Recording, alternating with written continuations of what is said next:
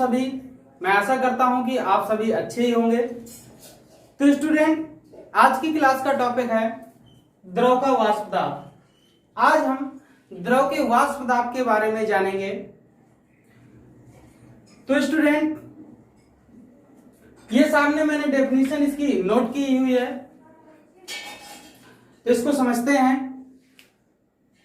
किसी ताप पर गतिशील साम्य अवस्था में, किसी ताप पर गतिशील साम्य अवस्था में द्रव की वाष्प द्वारा आरोपित दाब को द्रव का वाष्प दाब कहते हैं। तो ये इसका स्टेटमेंट है स्टूडेंट, ये इसकी परिभाषा है। इस प्रकार से हम द्रव के वाष्प दाब को परिभाषित कर सकते हैं। तो इस डेफिनेशन को अच्छे से समझने के लिए पहले हम क्या करेंगे, ये जो हेडिंग है इसका मीन्स निकालेंगे। अगर आपने इस चीज का मीन्स निकाल लिया तो आपको ये डेफिनेशन बिल्कुल आसानी से समझ में आ जाएगी। तो देखिए हेडिंग क्या कहती है, हेडिंग है आपकी द्रव का वाष्प दाब। द्रव का वाष्प दाब अर्थात मतलब है कि जो हमारा द्रव होता है और द्रव जब वाष्पित हो जाता है तो वाष्प की बूंदें बनती हैं। क्या बनती है स्टूडेंट्स? वाष्प की बूंदें बनती है, जिन्हें आप वाष्प कहते हैं। यानी कि द्रव जब वाष्पित होता है तो वाष्प बनती है, और फिर वही वाष्प जब दाब आरोपित करती है तो उस दाब को द्रव का वाष्प दाब कहते हैं। ठीक है स्टूडेंट्स, यानी कि द्रव जब वाष्पित होता है तो वाष्प बनती है, और जो वाष्प बनती है जब वो दाब आरोपित करती है वाष्प, तो उसे हम द्रव का वाष्प दाब कहते हैं। अब इस द्रव के वाष्प दाब को समझने के लिए आप इस फिगर को देखिए स्टूडेंट्स। यहां पर मैंने फिगर बनाया हुआ है। तो देखिए ये एक कंटेनर है जिसमें कोई लिक्विड यानी कि द्रव भरा हुआ है। तो स्टूडेंट्स आपको मालूम होगा कि जो लिक्विड होता है, द्रवी पदार्थ होता है, तरल पदार्थ होता है, वो कई सतह के रूप में होता है, कई परतों के रूप में होता है। तो स्टूडेंट ये इसकी सतह है द्रव की। तो देखिए मैंने इसके ढेर सारे कण दिखाए हैं द्रव के। तो जो द्रव की सतह के नजदीक जो कण होते हैं उन पर जो अंतरा आणविक आकर्षण बल होता है वो कम होता है, लेकिन जो कण द्रव के सेंटर में होते हैं उन पर अंतराणु आकर्षण बल अधिक होता है। तो स्टूडेंट होता क्या है कि जो द्रव की जो सतह वाले कण हैं, ये अंतराणु का आकर्षण बल कम होने के कारण वाष्पित होने लगते हैं। एक निश्चित ताप पर ये द्रव की सतह वाले जो कण हैं ये वाष्पित होने लगते हैं, यानी कि द्रव वाष्प में बदलने लगता है। तो देखिए मैंने एक वाष्प की बूंद को दिखाया है, ये वाष्प है। ओके स्टूडेंट, फिर होता क्या है कि यही वाष्प एक निश्चित ताप पर द्रव में पुनः बदल जाती है, जिसे हम संघनन कहते हैं। क्या कहते हैं स्टूडेंट? तो यानी कि द्रव वाष्प में बदल जाता है एक निश्चित ताप पर, और किसी दूसरे निश्चित ताप पर वाष्प फिर से द्रव में बदल जाती है। तो द्रव का वाष्प में बदलना वाष्पन कहलाता है, अपनी छोटी क्लासों में पढ़ा होगा। और वाष्प जब द्रव में पुनः बदलती है तो उसे संघनन कहते हैं। तो यहां पर देखिए दोनों प्रोसेस शो की गई है, दिखाई गई है, इसलिए यहां पर ये डबल हाफ तीर वाला एरो यूज किया गया है, और ये एरो गतिशील साम्य अवस्था को प्रदर्शित करता है। यानी कि द्रव वाष्प में बदलेगा, वाष्प थोड़ी देर बाद एक निश्चित टेम्परेचर पर ये फिर से द्रव में बदल जाएगा। इसलिए यहां पर यानी कि ये दोनों साम्य की अवस्था में होते हैं। कैसे होते हैं? साम्य की अवस्था में होते हैं, इसलिए यहां पर लिखा गया है गतिशील साम्य अवस्था। तो ये डबल हाफ ये जो एरो है ये गतिशील साम्य अवस्था को प्रदर्शित करेंगे। ओके स्टूडेंट्स, तो अंतराणु का आकर्षण बल को थोड़ा और डिटेल में समझते हैं। तो देखिए स्टूडेंट्स,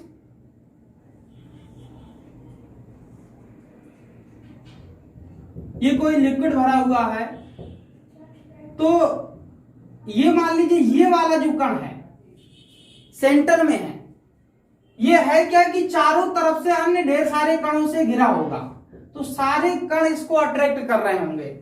नीचे वाला कण इसको नीचे की तरफ अट्रैक्ट करेगा, ऊपर वाला ऊपर की तरफ, राइट वाला राइट की तरफ, लेफ्ट वाला लेफ्ट की, यानी कि सभी दिशाओं में इस पर आकर्षण बल लग रहा होगा। ठीक है स्टूडेंट। लेकिन द्रव की सतह पर जो कण होते हैं, मान लीजिए इस कण की अगर हम बात करें तो ये क्या है कि ये चारों तरफ से अन्य कणों से नहीं घिरा हुआ, इसलिए इसमें आकर्षण बल जो होगा वो इस कण की अपेक्षा इसमें कम होगा। क्या होगा? आकर्षण बल सतह वाले कणों पर क्या होगा, यानी कि इसमें नीचे की तरफ आकर्षण बल लगेगा, यहां कणों से घिरा होगा तो इस तरफ लग जाएगा, यहां यहां और यहां, ऊपर अन्य किसी कणों से नहीं घिरा हुआ। तो यानी कि इसमें जो सेंटर में जो कण होते हैं, जो सतह से दूर जो कण होते हैं, उन पर आकर्षण बल ज्यादा होता है द्रव की, और द्रव की सतह पर जो होता है वो आकर्षण बल कम होता है, द्रव की सतह पर जो कण होते हैं। यही कारण है कि द्रव की जो सतह होती है वहां पर वाष्पन सबसे जल्दी होता है, यानी कि द्रव की सतह वाले कण जल्दी वाष्पित हो जाते हैं। फिर इसके बाद जब ये कण वाष्पित हो जाएंगे तो फिर यहां के जो कण होंगे ये वाष्पित होने लगेंगे। इस प्रकार से लेयर बाय लेयर वाष्पन की क्रिया चलती रहती है और एक निश्चित टेम्परेचर पर वाष्प फिर से द्रव में बदलती रहती है। Okay student. तो जब यही वाष्प द्रव पर दाब आरोपित करती है, इस गतिशील साम्य अवस्था में जब यही वाष्प द्रव पर दाब आरोपित करती है तो उसी को बोलते हैं वाष्प दाब। क्या बोलते हैं स्टूडेंट? वाष्प दाब। यानी कि वाष्प जब द्रव पर दाब आरोपित करती है तो उसी को बोलते हैं द्रव का वाष्प दाब। ओके स्टूडेंट, यही चीज इस डेफिनेशन में लिखा हुआ है। तो देखिए फिर से अब इस डेफिनेशन को देखते हैं। कह रहा किसी ताप पर यानी कि कोई भी ताप हो सकता है वो, तो किसी ताप पर गतिशील साम्य अवस्था में, गतिशील साम्य अवस्था का मतलब यहां से वाष्पन और संघनन की प्रक्रिया से, तो निश्चित या किसी ताप पर गतिशील साम्य अवस्था में द्रव की वाष्प द्वारा, किसके द्वारा? द्रव की वाष्प द्वारा आरोपित दाब को क्या बोलते हैं स्टूडेंट्स? द्रव का वाष्प दाब बोलते हैं। ठीक है स्टूडेंट। तो यह है द्रव का वाष्प दाब, यानी कि द्रव की वाष्प द्वारा आरोपित दाब को द्रव का वाष्प दाब कहते हैं। अब स्टूडेंट्स हम पढ़ेंगे वाष्प दाब को प्रभावित करने वाले कारक, द्रव के वाष्प दाब को प्रभावित करने वाले कारक। द्रव के वाष्प दाब को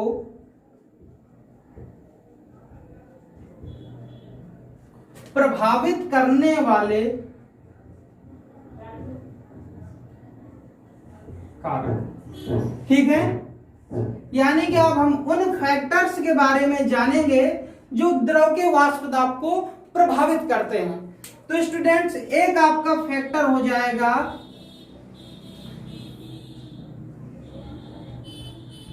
अंतराणुक आकर्षण बल। Okay students. दूसरा फैक्टर हो जाएगा ताप। ये द्रव के वाष्प दाब को प्रभावित करने वाले फैक्टर हैं। इनको समझते हैं ये कैसे द्रव के वाष्प दाब को प्रभावित करते हैं। तो स्टूडेंट्स जिन द्रवों में अंतरा कणों के मध्य, जिन द्रवों में कणों के मध्य अंतराणुक आकर्षण बल कम होता है वे द्रव ज्यादा वाष्पित होते हैं, और जिन द्रवों में अंतराणुक आकर्षण बल अधिक होता है वो द्रव कम वाष्पित होते हैं। ओके स्टूडेंट, यानी कि अंतराणुक आकर्षण बल ज्यादा रखने वाले द्रव कम वाष्पित होते हैं और अंतराणुक आकर्षण बल कम रखने वाले द्रव अधिक वाष्पित होते हैं। ओके स्टूडेंट, तो ये जो अंतराणु आकर्षण बल है वो द्रव को इस प्रकार से प्रभावित करता है, द्रव के वाष्प दाब को इस प्रकार से प्रभावित करता है। जब वाष्पन की क्रिया कम होगी तो वाष्प दाब भी कम होगा। ओके स्टूडेंट, द्रव का वाष्प दाब क्या होगा? कम होगा। वाष्पन जितना ज्यादा होगा उतना ही ज्यादा वाष्प दाब होगा। ओके स्टूडेंट, तो अंतराणु आकर्षण बल द्रव के वाष्प दाब को क्या करता है? प्रभावित करता है। ओके स्टूडेंट, तो एग्जांपल्स में एक बताता हूं आपको। एक आपने फार्मूला पढ़ा होगा C2H5O C2H5, इसको स्टूडेंट्स बोलते हैं डाई एथिल ईथर। क्या बोलते हैं स्टूडेंट? Die ethyl ether. एक स्टूडेंट फार्मूला आपने पढ़ा होगा C2H5OH, इसको बोलते हैं एथिल एल्कोहल। तो स्टूडेंट्स, डाई एथिल ईथर का जो वाष्प दाब होता है, डाई एथिल ईथर का जो वाष्प दाब होता है ये अधिक होता है एथिल एल्कोहल से। एथिल एल्कोहल से इसका वाष्प दाब अधिक होता है। क्यों अधिक होता है? क्योंकि डाई एथिल ईथर के कणों के मध्य अंतराणु का आकर्षण बल कम होता है, जिससे वाष्पन की क्रिया ज्यादा तेजी से होती है और ज्यादा वाष्प दाब उत्पन्न होता है। ओके स्टूडेंट्स, अब हम बात करेंगे ताप के प्रभाव की। ताप कैसे प्रभावित करता है? तो जब किसी द्रव का ताप हम बढ़ाते हैं तो कणों की जो गतिज ऊर्जा है वो बढ़ती है और अंतराणु का आकर्षण बल घटता है। यानी कि जब किसी द्रव का ताप बढ़ाया जाता है तो कणों की गतिज ऊर्जा बढ़ती है और कणों की गतिज ऊर्जा बढ़ने से द्रव का वाष्प दाब भी, द्रव के वाष्पन की दर भी बढ़ती है और द्रव के वाष्पन की दर बढ़ती है जिससे द्रव का वाष्प दाब भी बढ़ता है। ओके स्टूडेंट, तो ताप बढ़ाने पर द्रव का वाष्प दाब बढ़ता है और ताप घटाने पर द्रव का वाष्प दाब घटता है। तो ताप घटाने पर कैसे घटता है? ताप जब घटाएंगे कणों के मध्य गतिज ऊर्जा घटेगी। गतिज ऊर्जा घटने का मतलब है कि वाष्पन की दर घट जाएगी और वाष्पन की जब दर घट जाएगी तो वाष्प दाब भी घट जाएगा। तो ताप बढ़ाने पर स्टूडेंट द्रव का वाष्प दाब बढ़ता है, ताप बढ़ाने पर द्रव का वाष्प दाब बढ़ता है और ताप घटाने पर द्रव का वाष्प दाब घटता है। तो स्टूडेंट्स, ये थे द्रव के वाष्प दाब को प्रभावित करने वाले कारक। तो स्टूडेंट्स, मैं आशा करता हूं कि आपको ये क्लास अच्छे से समझ में आई होगी। तो अब हम नेक्स्ट क्लास में हम राउल्ट के नियम को पढ़ेंगे स्टूडेंट्स। और जो भी स्टूडेंट आज की क्लास में जुड़े हुए हैं वो इस वीडियो को ज्यादा से ज्यादा लाइक और शेयर करें, क्योंकि आपका हर एक लाइक और सब्सक्राइब हमारे लिए मोटिवेशन का काम करता है।